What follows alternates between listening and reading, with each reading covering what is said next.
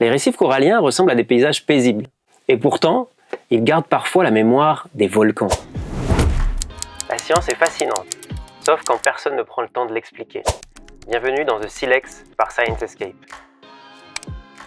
Autour du monde, de nombreuses îles volcaniques tropicales sont entourées de récifs coralliens. Hawaï, l'Indonésie, la Polynésie française ou encore certaines îles des Caraïbes. Quand un volcan entre en éruption, il projette d'immenses quantités de cendres et de particules dans l'atmosphère.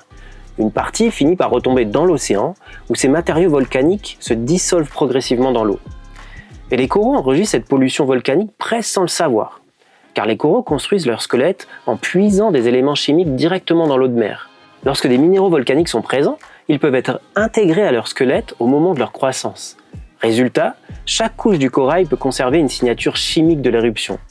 En analysant ces squelettes, les scientifiques peuvent donc détecter d'anciennes activités volcaniques. Mais surtout, ils peuvent déterminer quand elles ont eu lieu, car les coraux grandissent couche après couche, un peu comme les cernes d'un arbre.